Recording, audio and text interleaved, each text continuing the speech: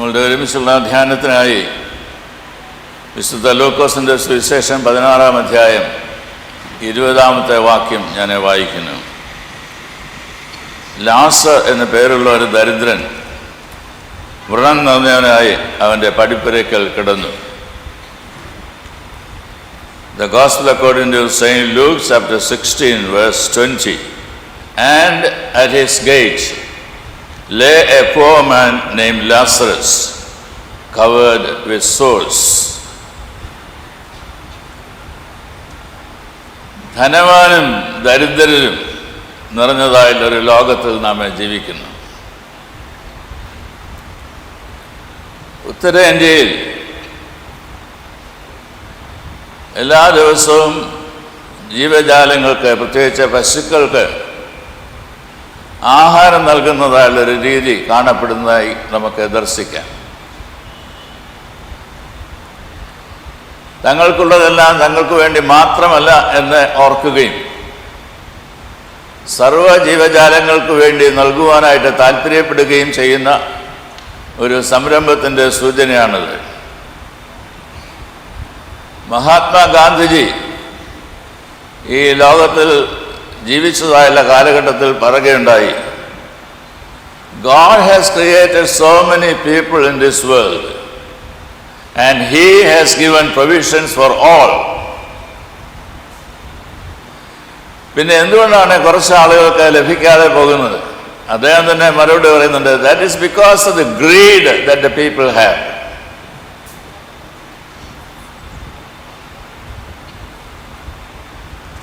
Nobel laureate ആയിട്ടുള്ള professor Muhammad Yunus ഇപ്രകാരം പറഞ്ഞിട്ടുണ്ട്, poverty is not created by the poor. Poverty is not created by the poor. അധിവസിക്കുന്നതായുള്ള ഈ ലോകത്ത്, പ്രത്യേകിച്ച് ഭാരതഭൂമിയിൽ വളരെയധികം ആളുകൾ പട്ടിണിപ്പാവങ്ങളാണ്. അതുപോലെ തന്നെ so many people are illiterate. ഈ രണ്ട് കാര്യങ്ങളെയാണ് നാം സാധാരണയായിട്ട് അഭിസംബോധന ചെയ്യുന്നത്. ഈ ലോകത്തിൻ്റെ അമ്മ എന്ന് വിശേഷിക്കപ്പെട്ടതായുള്ള മദർ തെരേസ ഒരിക്കൽ പറയുകയുണ്ടായി, ദ പുവർ ആർ ബ്യൂട്ടിഫുൾ. എന്തുകൊണ്ടാണ് അവരങ്ങനെ പറയുന്നത്? ഒരിക്കൽ അവരുടെ പടിപ്പുരയിൽ ചില ആളുകളൊക്കെ ചെന്ന് വാതുക്കൾ മുട്ടി, അമ്മ വന്ന് കതക് തുറന്നു. അപ്പോൾ അവരോട് പറഞ്ഞു, ഞങ്ങൾ വസിക്കുന്നതായുള്ള ചേരി പ്രദേശത്ത് കുറച്ച് ദിവസങ്ങളായിട്ട് ഒന്നും ഭക്ഷിപ്പാനായിട്ടില്ലാതെ പട്ടിണി കിടക്കുന്നതായിട്ട് കുറേ ആളുകളുണ്ട്. അമ്മയുടെ കരങ്ങളിൽ വല്ലതും ഉണ്ടെങ്കിൽ അവർ കൊണ്ടുപോയി കൊടുക്കണം. തനിക്ക് കിട്ടിയതായിട്ടുള്ള ഭക്ഷണ വസ്തുക്കളെല്ലാം കൂടെ ഒന്ന് പൊതിഞ്ഞ് കെട്ടി അമ്മ ആ ചേരിയിൽ ചെന്നു. അവിടെ ഉണ്ടായിരുന്ന ഒരു വീട്ടിലെ അമ്മയെ വിളിച്ച് തൻ്റെ പൊതിയിൽ നിന്ന് കുറച്ച് ഭക്ഷണപദാർത്ഥങ്ങളെടുത്ത് അവർക്ക് കൊടുക്കുകയുണ്ടായി. അപ്പോൾ ആ വീട്ടിലെ അമ്മ പറഞ്ഞു, അമ്മ പോകരുത്, ഞാൻ ഇപ്പോൾ വരാം.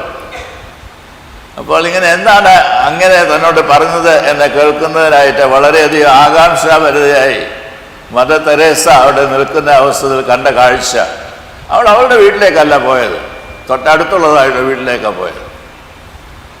മടങ്ങി വന്നപ്പോൾ അമ്മയ്ക്ക് കാര്യം മനസ്സിലായി. തനിക്ക് ലഭിച്ചതായുള്ള ഭക്ഷണത്തിൻ്റെ ഒരംശം ആ വീട്ടിൽ കൊണ്ട് കൊടുത്തിട്ട് വരികയാണ്. അതുകൊണ്ടാണ് മദർ തെരേസ പറയുന്നത്, the poor are beautiful, they know how to share the food.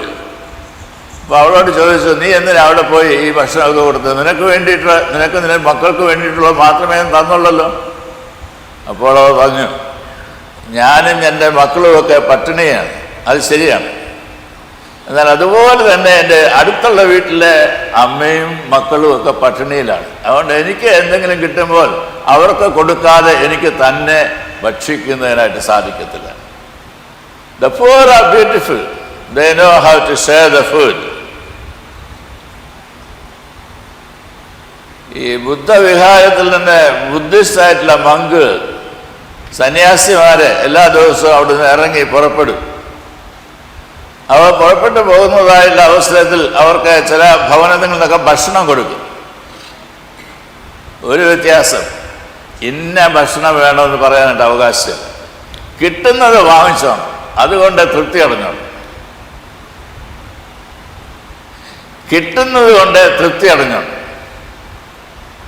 നമുക്ക് പറയുന്നതിനായിട്ട് സാധിക്കുമോ ഇനഫ് ഇസ് ഇനഫ്? നമുക്ക് പറയുന്നതിനായിട്ട് സാധിക്കുമോ ചില ഭക്ഷ്യപദാർത്ഥങ്ങളോട് നോ എന്ന്, എനിക്ക് ഇത്രയും വേണ്ട എന്ന് പറയുന്നതിനായിട്ട് സാധിക്കുമോ?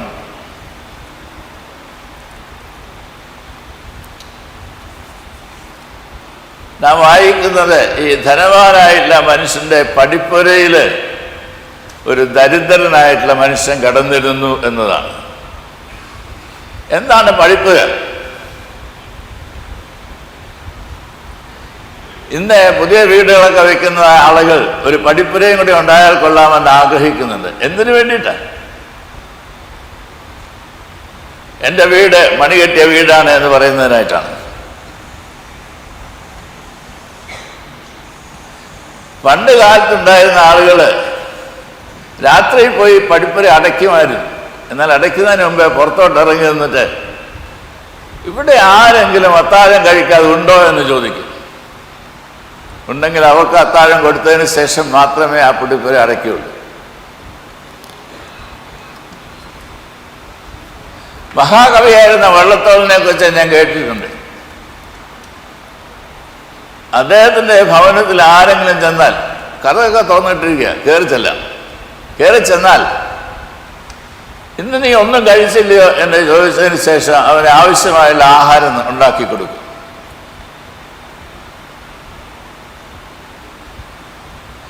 മറ്റുള്ളവൻ്റെ ആവശ്യത്തെ നോക്കിക്കാണുവാനായിട്ടുള്ളൊരു മനസ്സും ഹൃദയമൊക്കെ നമുക്കുണ്ടോ?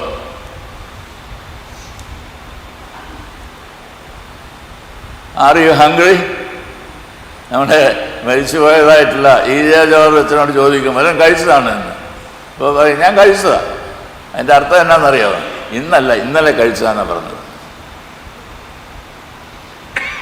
അതല്ല ഇവിടെ സൂചിപ്പിക്കുന്നത്.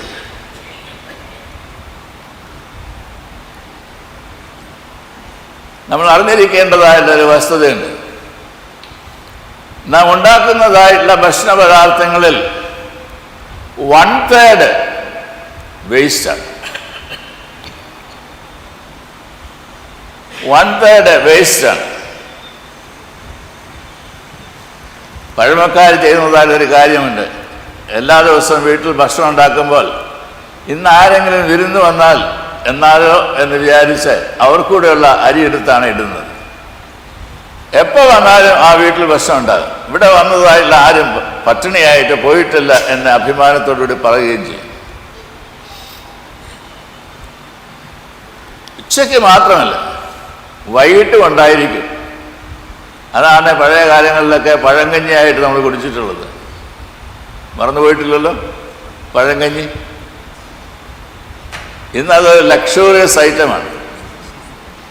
അത് കിട്ടുന്നതായ ചില കടകളുണ്ട്, അവിടെ ചെന്ന് വാങ്ങി അത് കഴിക്കുന്നത് വലിയ രുചിയാണ്. എന്നാൽ പഴയ കാലത്തെ നമ്മുടെ എല്ലാ വീടുകളിലെ പഴങ്കഞ്ഞി ഉണ്ടായിരുന്നു.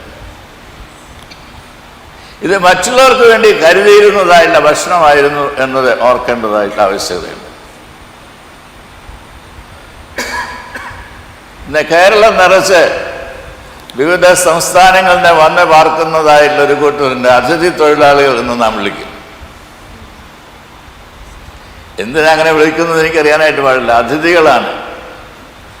അതിഥി എന്ന് പറയുന്നത് നാം വിളിക്കാതെ വീട്ടിൽ വരുന്നതായുള്ള ആളിനെയാണ് അതിഥി എന്ന് വിളിക്കുന്നത്. എന്നാൽ അവർ ഗസ്റ്റാണ് എന്ന് കരുതുന്നുണ്ട്. അതുപോലെ അവരെ കരുതുവാനായിട്ട് നമുക്ക് സാധിക്കുന്നുണ്ടോ? ഒരു ധനാഢ്യനായിട്ടുള്ള മനുഷ്യൻ, ഒത്തിരി പണമുണ്ട്. അദ്ദേഹത്തെ വീട്ടിൽ വിരുന്നിന് ആളുകളെയൊക്കെ ക്ഷണിച്ചിരുന്നു. അടുത്ത ദിവസം അതിഥി തൊഴിലാളികൾ ഒരാളെ വിളിച്ച് പറഞ്ഞു, ഒരു വലിയ കുഴി ഉണ്ടാക്കണം. അവന് പിടിയൊന്നും കിട്ടിയില്ല. അവൻ ഈ ദിവസം എൻ്റെ ജോലി അതാണ്, കുഴി ഉണ്ടാക്കുക. അപ്പം ഉണ്ടാക്കാം. അവന് വലിയൊരു കുഴി ഉണ്ടാക്കി. കുറേ കഴിഞ്ഞപ്പോൾ അവന് മനസ്സിലായി, മണം കൊണ്ട് മനസ്സിലായി, അവിടെ ഇതാ ബിരിയാണി കൊണ്ടുവന്ന് ഇടുവാനായിട്ട് പോകുന്നു. ചെമ്പ് കണക്കിനാണ് ബിരിയാണി കൊണ്ടുവന്ന് അതിനകത്ത് തട്ടിയത്. നിങ്ങൾ വിശ്വസിക്കുകയില്ല. ആ കുഴി വലിയ കുഴി ആയിരുന്നുവെങ്കിൽ തന്നെ ഇതെല്ലാം കൂടെ കൊണ്ട് ഇട്ടിട്ടും പിന്നെയും അത് കൂന പോലെ കിടക്കുകയാണ്. അപ്പോൾ ഈ അതിഥി തൊഴിലാളിയോട് പറഞ്ഞു, നീ അതിൻ്റെ മുകളിൽ കയറി ഒന്ന് ചവിട്ടി താക്കണം.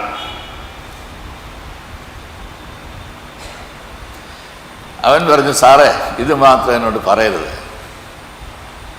അപ്പോഴാണ് അയാളുടെ കണ്ണ് തുറന്നത്. ഉടനെ ചോദിച്ചു, നീ എവിടുത്തുകാരനാ? ഞാനൊരു ബീഹാറിയാണ്. നിന്റെ വീട്ടിൽ ആരൊക്കെയുണ്ട്?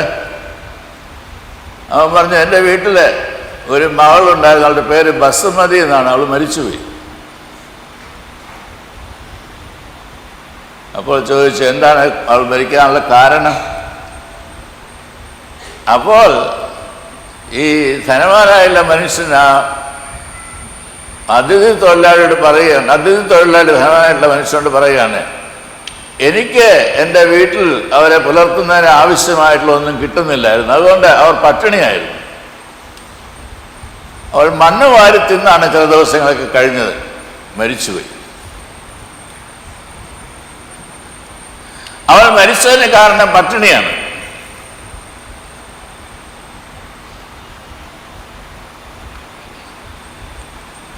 എന്നെ കേട്ടുകൊണ്ടിരിക്കുന്നതായിട്ടുള്ള വിശ്വാസ സമൂഹമേ, നമ്മൾ ആരും പട്ടിണി കൊണ്ട് മരിക്കുകയില്ല, ഉറപ്പാണ്.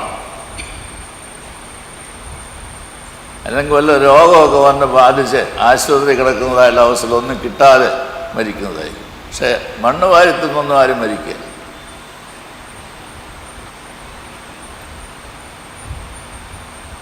നോബൽ ലൊറേറ്റ് ആയിട്ടുള്ള ബംഗ്ലാദേശിലെ നോബൽ ലൊറേറ്റ് ആയിരിക്കുന്ന മുഹമ്മദ് യൂനുസ് പറഞ്ഞതായുള്ള വാക്കുകൾ നമുക്ക് ഓർക്കാം. Poverty is not created by the poor people. Poverty is not created by the poor people. ആരാണ്? ഞാനും നിങ്ങളുമാണ്. ഇന്ന് നമുക്ക് ഭക്ഷിപ്പാനായിട്ട് ഉണ്ടാക്കുന്നതിൽ 1/3 നമുക്ക് ആവശ്യമില്ല. അത് നമ്മൾ ആഗ്രഹിക്കുന്നത് കുഴിച്ചു മൂടാനായിട്ടാണ്. വളരെ അടുത്ത സമയത്താണ് നാം വായിച്ചത്, A family of 5 members with 2 children committed suicide. അവളെ കണ്ണ് കാണാൻ പാടില്ലാത്തൊരു അന്ധ കൂടിയായിരുന്നു. they committed suicide. ഇന്ന് അനേകം ആളുകൾ ഈ സമൂഹത്തിൽ ആത്മഹത്യ ചെയ്യുന്നതിൻ്റെ പ്രധാനപ്പെട്ട കാരണം അവർക്ക് ഭക്ഷിപ്പാനായിട്ട് ആഹാരമില്ല എന്നതാണ്. അതിനുള്ള കഴിവ് അവർക്കില്ല എന്നുള്ളതാണ്. ഇന്ന് ദശാംശ ദിന സ്തോത്രകാഴ്ചയാണ്.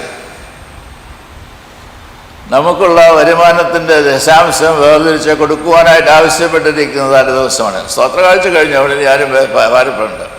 നിങ്ങൾ എന്താ കൊടുത്തതെന്ന് നിങ്ങൾക്കറിയാം.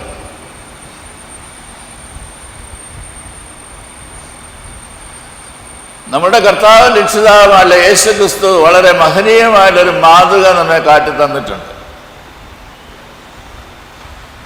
ഒന്നാമത്, ഹി ഹാഡ് വൈക്കേറിയസ് സഫറിങ്. തനിക്ക് വേണ്ടിയിട്ടല്ല, മറ്റുള്ളവർക്ക് വേണ്ടി സഹനത്തെ ഏറ്റെടുക്കുന്നതായിട്ടുള്ള വ്യക്തിയായിട്ട് കർത്താവിനെ കാണുകയാണ്. രണ്ടാമത്, തൻ്റെ പിതാവിൻ്റെ ഇഷ്ടം ജീവിതത്തിൽ നിറവേറുന്നതിനായി പാപികളായ നമുക്കെല്ലാവർക്കും വേണ്ടി, ഈ ലോകത്തിലുള്ള എല്ലാ ചരാചരങ്ങൾക്കും വേണ്ടി കാൽവരി ക്രൂശിൽ പരമയാഗമായിട്ട് തീരുകയാണ്. There was nothing left. He died on the cross. He died. എന്ന് പറഞ്ഞാൽ വട്ടപൂജ്യമായി, ഒന്നുമില്ല, തീർന്നു.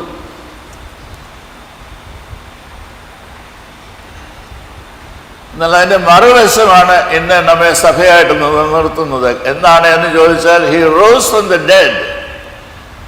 ജീവിതം അവിടെ അവസാനിക്കുകയായിരുന്നില്ല, അതിനപ്പുറത്തായിട്ടുള്ളൊരു ജീവിതമുണ്ട് എന്നത് കർത്താവ് നമുക്ക് കാണിച്ചു തന്നു. കർത്താവ് പറഞ്ഞതായുള്ള ഉപമയിലും അപ്രകാരമുള്ള അനുഭവത്തെക്കുറിച്ച് നാം വായിക്കുന്നുണ്ട്. ലാസറെ മരിച്ചു, അബ്രഹാമിൻ്റെ മടിയിലേക്ക് പോയി.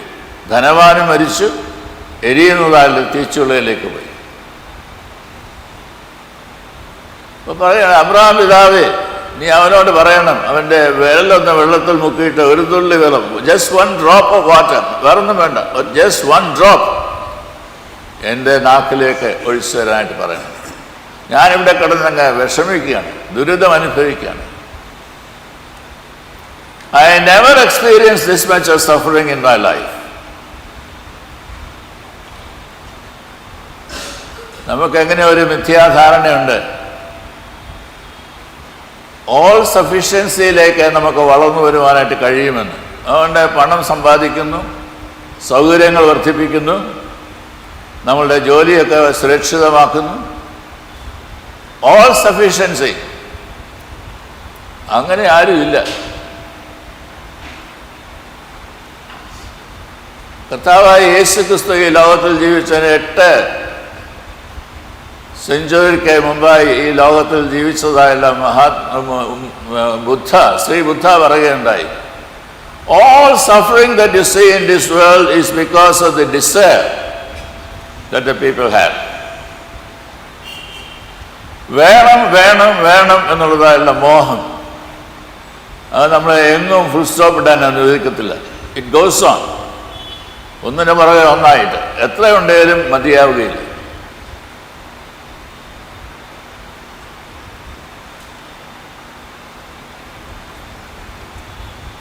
ഭക്ഷണം വളർന്നുന്നിടത്ത് പോലും പോരട്ടെ എന്നാണ് ഞാൻ പറയുന്നത്, അല്ലെങ്കിൽ കുറച്ചുകൂടെ കഴിക്കുക എന്ന് പറഞ്ഞാണ് നിർബന്ധിച്ച് കഴിപ്പിക്കുന്നത്. 2 വാക്കുകൾ, ചെറിയ വാക്കുകളാണ്, മതിയെന്നും വേണ്ട എന്നും. എനിക്ക് വേണ്ട, എനിക്ക് ഇത്രയും മതി എന്ന് പറയാനായിട്ട് നമുക്ക് സാധിക്കും. ഈ 2 വാക്കുകൾ ജീവിതത്തിൽ പ്രാധാന്യം അറിയിക്കുന്നതാണ്. ഞാൻ അടുത്ത സമയത്ത് തിയോഫിലസ് എന്ന് പറയുന്നതായിട്ടുള്ള ഒരു ഫാദറിനെ കുറിച്ച് ഞാൻ വായിക്കുകയുണ്ടായി.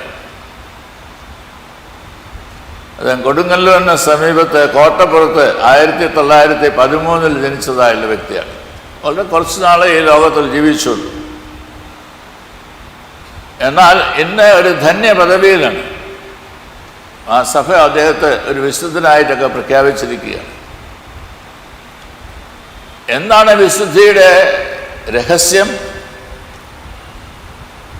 സാധാരണക്കാരായ ആളുകളുടെ ഇടയിൽ സാധാരണക്കാരനായി ജീവിക്കുവാൻ തക്കവണ്ണം താൻ ഇറങ്ങി എന്നതാണ്. ദ മിനിസ്ട്രി ഓഫ് ഇൻകാർണേഷൻ ജീവിതത്തിൽ സാധ്യമാക്കി തീർത്തു. അതുകൊണ്ട് അദ്ദേഹത്തിൻ്റെ ശുശ്രൂഷ പള്ളികളിലല്ലായിരുന്നു, അദ്ദേഹത്തിൻ്റെ ശുശ്രൂഷ റോഡരികിലും ചായക്കടകളിലൊക്കെ ആയിരുന്നു. വിരലിനിടയിൽ മണ്ണ് പറ്റിയിരിക്കുന്നതായുള്ള ആളുകളുടെ ഇടയിൽ, ദുഃഖിച്ച് നടുവീർപ്പെടുന്നതായുള്ള ആളുകളുടെ ഇടയിൽ, കണ്ണുനീർ വാർക്കുന്നതായുള്ള ആളുകളുടെ ഇടയിൽ, അവരെ കണ്ട്, അവരെ കേട്ട്, അവരെ കരുതി, സ്നേഹത്തോടുകൂടി നമുക്കൊരു രക്ഷിതാവുണ്ട് എന്ന് പറഞ്ഞ് കർത്താവിലേക്ക് നയിക്കുവാൻ കൊണ്ട് ഇടയായി തീർന്നതായുള്ള ഒരു ഇടയ ശ്രേഷ്ഠൻ. കൂടുതൽ കണ്ടും കൂടുതൽ അലഞ്ഞും കുറച്ച് ഉറങ്ങിയും ഒരാൾക്ക് നമ്മുടെ ജീവിതത്തിലെ വയലിൽ ഒരു ഗോതമ്പായിട്ട് തീരുവാനായിട്ട് സാധിക്കുമോ? ഗോതമ്പ് മണി നിലത്ത് വീണ് ചാകുന്നില്ല എങ്കിൽ തനിയായിരിക്കും, ചത്തുവെങ്കിലോ വളരെ വിളവുണ്ടാകും. ഈ ലോകത്തിൽ ജീവിക്കുന്നതായുള്ള നമ്മളുടെ സമസൃഷ്ടങ്ങൾക്ക് ജീവിക്കുവാൻ ഒരിടവും ജീവിച്ച് വളർന്നു വരുവാനായിട്ട് ഒരു പരിസരവും നൽകുക എന്നത് പ്രാധാന്യം അറിയിക്കുന്നതാണ്.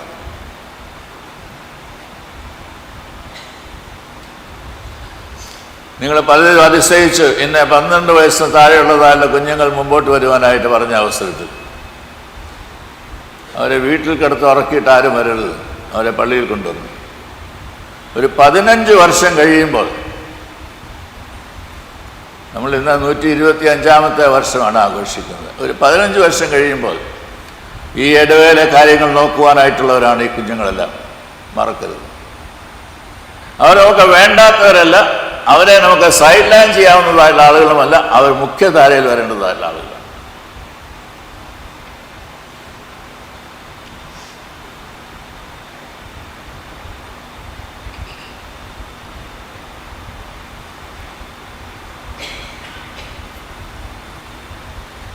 നമ്മളെപ്പോഴും ജീവിച്ച് മരിക്കുന്നതായുള്ള ആളുകളുടെ ജീവിതത്തിലൂടെ ലഭിക്കുന്നതായുള്ള ലെഗസിയെക്കുറിച്ച് പറയാറുണ്ട്. 125 സംവത്സരങ്ങളിൽ ഈ ദേവാലയം, ഈ പള്ളി, ഈ പ്രദേശത്തെ നിലകൊണ്ടേ വളർന്നു വന്നു എന്നത് എത്രയോ അഭിമാനകരമായിട്ടുള്ള ഒന്നാണ്. എന്നാൽ ഇവിടെ ഇരിക്കുന്ന എല്ലാവരോടും ചോദിക്കേണ്ടതായുള്ളൊരു ചോദ്യമുണ്ട്. What is the legacy that you want to leave behind when you dye?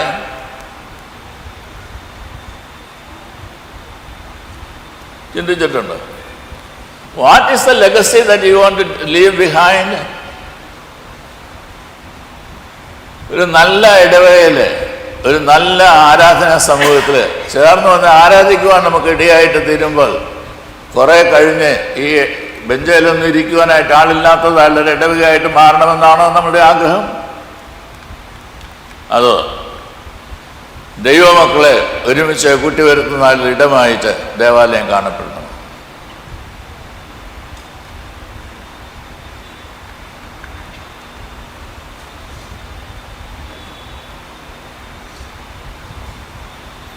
ഈ ധനവാനായുള്ള മനുഷ്യനെ പിന്നീടുള്ള വേദഭാഗത്ത് പറയുന്നുണ്ട്, അവന് ദൈവത്തോടെ പറയുന്നു, ഇവിടെ നിന്ന് ആരെയെങ്കിലും ഇങ്ങോട്ട് അയക്കണം, എനിക്ക് സഹോദരന്മാരുണ്ട്, അവരോടൊന്ന് ഉപദേശിക്കണം. ഇവിടെ ജീവിക്കുന്നവൻ്റെ ജീവിതം അവസാനിക്കുന്നില്ല എന്നുള്ളത്. അപ്പോൾ അവരോട് നൽകുന്നതായുള്ള മറുപടി, അവരുടെ ഇടയിൽ മോശയും പ്രവാചകന്മാരും ഒക്കെ ഉണ്ടായിരുന്നല്ലോ, അവരെ കേട്ടാൽ മതി, അതനുസരിച്ചാൽ മതി. അതിൻ്റെ അർത്ഥം എന്നാണ്? ദൈവത്തിൻ്റെ വചനം നമുക്ക് നൽകിയിരിക്കുന്നത് അടയ്ക്കപ്പെട്ട ഒരു പുസ്തകമായിട്ട് കാണപ്പെടണമെന്നല്ല, നമ്മുടെ കൊച്ചു കുഞ്ഞുങ്ങൾ മുതൽ വായിക്കുവാനായിട്ട് തുടങ്ങും. 125ാമത് സംവത്സരം കൊണ്ടാടുന്നതായുള്ള അവസരത്തിൽ നമ്മുടെ പ്രിയപ്പെട്ട അച്ഛനുണ്ടാക്കിയതായുള്ള പ്രോഗ്രാമിലൊന്നാണ് നമുക്ക് ഈ വർഷം വായിച്ച് തീർക്കണം. പലരും വായിക്കില്ല, നമ്മൾ വായിച്ച് തീർക്കണം. സാധിക്കുമോ? ഓരോരുത്തർക്കായിട്ട് ഓരോ പോർഷനൊക്കെ വിഭാഗിച്ച് തന്നിട്ട് നിങ്ങളിത് വായിച്ചോ എന്ന് പറഞ്ഞ് അത് വായിച്ചു വരുന്നതായുള്ള ആളുകളെ മാത്രമല്ല വേണ്ടത്. ആയുസ് പര്യന്തം ദൈവത്തിൻ്റെ വചനം വായിച്ച് ധ്യാനിച്ച് അതിലടങ്ങിയിരിക്കുന്നതായുള്ള സത്യങ്ങളുടെ വെളിച്ചത്തിൽ ജീവിതത്തെ ക്രമപ്പെടുത്തുന്നതായുള്ള തലമുറകൾ ഉണ്ടാകണം.